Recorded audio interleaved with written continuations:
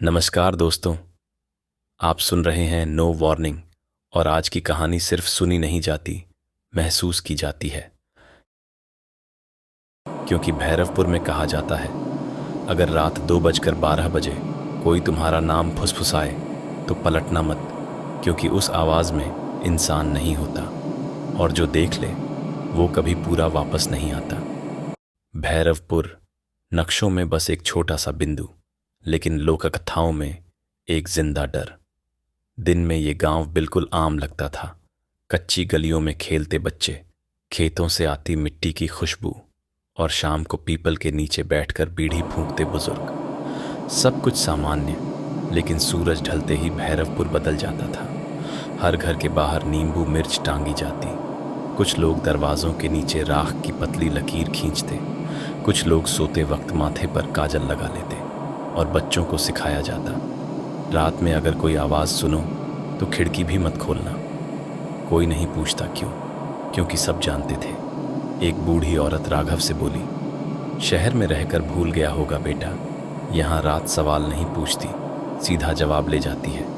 एक आदमी धीरे से बोला, 2:12 के बाद अगर किसी का नाम सुनाई दे तो कान बंद कर लेना। राघव ने पूछा, और अगर आवाज़ माँ की हो? बूढ़ा कुछ पल चुप रहा, फिर बोला, तब तो और भी मत देखना। गांव के आखिरी छोर पर श्मशान के पास रहता था पंडित काल भैरव। लोग उसे मांत्रिक कहते थे। उसने ऐसा मंत्र सीखा था जो मर चुकी आत्मा की आखिरी सांस वापस खींच सकता था, श्मशान में बैठकर अधजली लाशों के बीच। लेकिन जब भी वो मंत्र करता, किसी न किसी को उसकी कीमत चुकानी पड़ती। और जिस रात उसने वो मंत्र पूरा किया, उसी रात से श्मशान की आग कभी पूरी तरह बुझी नहीं। राघव उसी गांव का लड़का था, 24 साल का, शहर में पढ़ा हुआ, लेकिन माँ की बीमारी के कारण वापस गांव आ गया था। उसकी माँ शांत स्वभाव की औरत थी। हर सुबह तुलसी में पानी देती, हर शाम दीपक जलाती। लेकिन कुछ दिनों से वो बिना वजह खिड़की के बाहर देखने लगी थी। रात को नींद से चौंक कर उठ जाती। एक शाम बोली, राघव, अगर मैं रात में उठूं तो मुझे मत रोकना। राघव हंस पड़ा। माँ उसकी आंखों में देखती रही। कुछ लोग मरने से पहले बुलाए जाते हैं। उस रात हवा अजीब थी। कुत्ते नहीं भौंके, पत्ते नहीं हिले, और ठीक 2:12 माँ की सांस रुक गई। न बुखार, न खांसी, बस नींद में खत्म। राघव माँ के पास बैठा था। उसका हाथ पकड़े, हाथ ठंडा हो चुका था।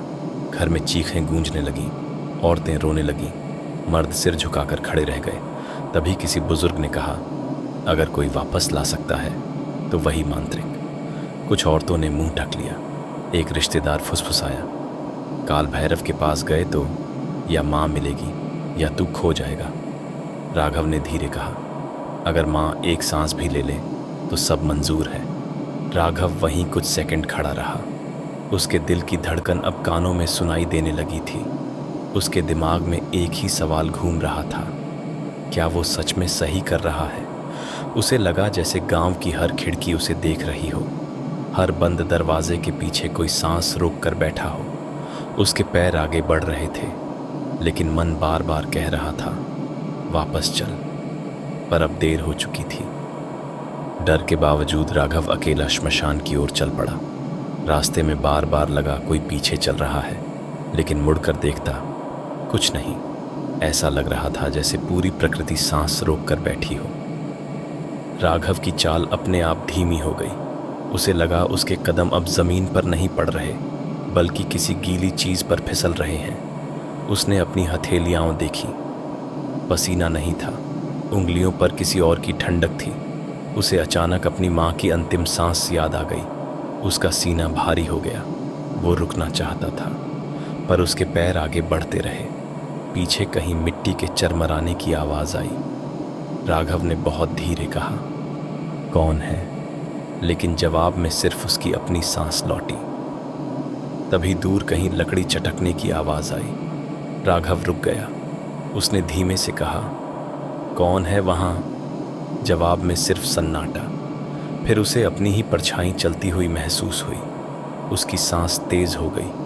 उसने अपनी छाती पकड़ ली और खुद से फुसफुसाया, बस माँ के लिए, बस माँ के लिए। श्मशान पहुंचते ही हवा अचानक ठंडी हो गई। जलती चिताओं की आग धीरे धीरे नीली पड़ने लगी। मिट्टी ठंडी नहीं थी, गीली थी। पीछे से आवाज़ आई, जिसे वापस लाना है उसकी कीमत चुकानी पड़ेगी। राघव पलटा। सामने पंडित काल भैरव खड़ा था। उलझे बाल, राख से सना चेहरा और आंखें एकदम लाल, जैसे खून से भरी हो। मांत्रिक ने भारी आवाज़ में पूछा, किससे बुलाने आए हो? राघव बोला, मेरी माँ मर चुकी है। बड़े बुजुर्ग कहते हैं आप उसे वापस ला सकते हो। मांत्रिक कुछ पल चुप रहा, फिर बोला, वापस तो ला सकता हूँ, पर उसकी कीमत चुकानी पड़ेगी। राघव, मैं तैयार हूँ। मांत्रिक ने उसे देखा। तैयार होना आसान है, निभाना मुश्किल। वापसी होती नहीं, खींची जाती है। मंत्र शुरू होगा तो तुम आवाज़ें सुनोगे। मत जवाब देना। अगर डर लगा तो वो समझ जाएगा। राघव, कौन? मांत्रिक, जो मिट्टी के नीचे सांस रोक कर बैठा है। मांत्रिक कुछ पल चुप रहा, फिर बोला, एक बात और समझ लो राघव, जब घेरे के अंदर बैठोगे तो समय अलग चलेगा। तुम्हें लगेगा सेकंड बीत रहे हैं, पर असल में घंटे निकल सकते हैं। राघव ने निगलते हुए पूछा, और अगर मुझे चक्कर आने लगे? मांत्रिक, तो आंखें बंद रखना। अगर शरीर सुन्न पड़ जाए तो भी मंत्र मत रोकना, क्योंकि उस वक्त वो तुम्हारे डर से नहीं, तुम्हारी चुप्पी से आएगा। राघव, अगर मैं रुक गया? मांत्रिक, तो कोई और पूरा करेगा। राघव, कौन? मांत्रिक बहुत धीरे बोला, वो। शुरू कीजिए। मांत्रिक ने जमीन पर आकृतियां बनाई, फिर राख उठाकर उन दोनों के चारों ओर एक गोल घेरा खींच दिया। इस लकीर के बाहर मत जाना, और जो भी हो मंत्र मेरे साथ दोहराते रहना। दोनों घेरे के अंदर बैठे। आगच्छ आगच्छ। राघव भी दोहराने लगा। शब्द उसके मुंह से नहीं, सीने से निकल रहे थे। मिट्टी हिलने लगी। राघव को लगा जैसे जमीन के नीचे कुछ रेंग रहा है। उसके कानों में सीटी जैसी आवाज गूंजने लगी। उसने मांत्रिक की तरफ देखा। मांत्रिक की पलकें कांप रही थीं। राघव के गले से आवाज नहीं निकल रही थी। उसका दिल अब इतनी तेज धड़क रहा था कि मंत्र टूटने वाला था। राघव की कलाई ठंडी हो गई। मांत्रिक फुसफुसाया, मत देखो। तभी मां की आवाज, बेटा मुझे मत बुला। मंत्र धीमा पड़ गया और तभी घेरे के बाहर कुछ घूमने लगा। नंगे पांव, एक चक्कर, फिर दूसरा। राघव फुसफुसाया, ये घूम क्यों रहा है? मांत्रिक ने दांत भींचे, क्योंकि इसे तय करना है किसे लेना है। फिर कान के पास सांस। राघव, तू देर कर रहा है। तेरी मां ठंडी हो चुकी है। हम इंतजार कर रहे हैं। पीठ पर ठंडा हाथ, मां जैसी आवाज, बेटा दर्द हो रहा है। राघव, मां। मांत्रिक चीखा, चुप।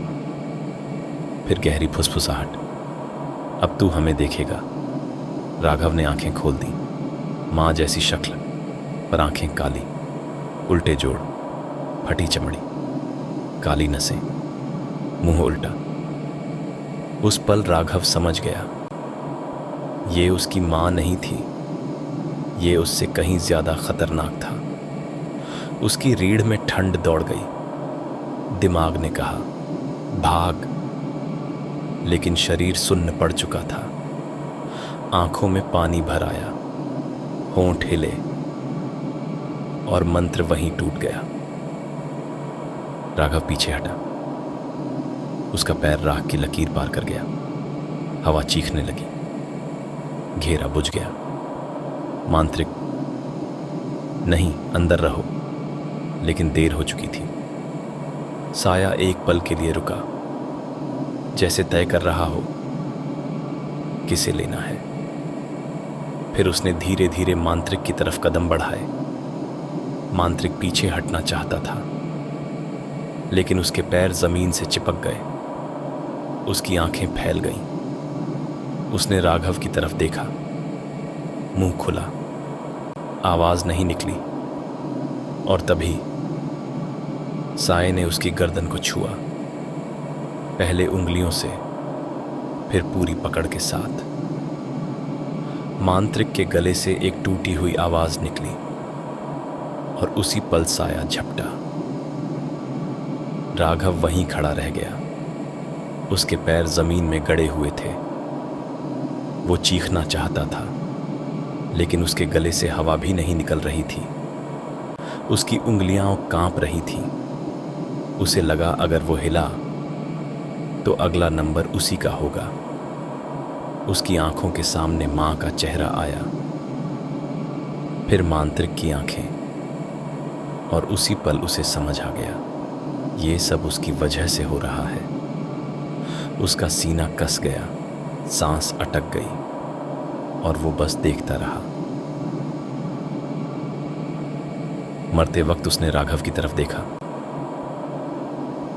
तूने रोक दिया। तेज चीख, नीली आग काली पड़ गई और सब खामोश। सुबह लोग पहुंचे। मांत्रिक की लाश पड़ी थी, लेकिन चेहरा राघव जैसा, आंखें खुली हुई। राघव कभी वापस नहीं आया। आज भी भैरवपुर में कहा जाता है, अगर रात 2:12 कोई फुसफुसाए, मंत्र अधूरा है, तो दरवाजा मत खोलना, क्योंकि जो मंत्र अधूरा रह जाए वो किसी को पूरा करके ही खत्म होता है। और अगर अभी आपको अपने कमरे में हवा हिलती हुई लगे तो बस लाइट बंद कर दीजिए। वीडियो पसंद आया हो तो लाइक कर दीजिए और नो वार्निंग को सब्सक्राइब कर लीजिए, क्योंकि अगली कहानी ज़रा भी आसान नहीं होगी।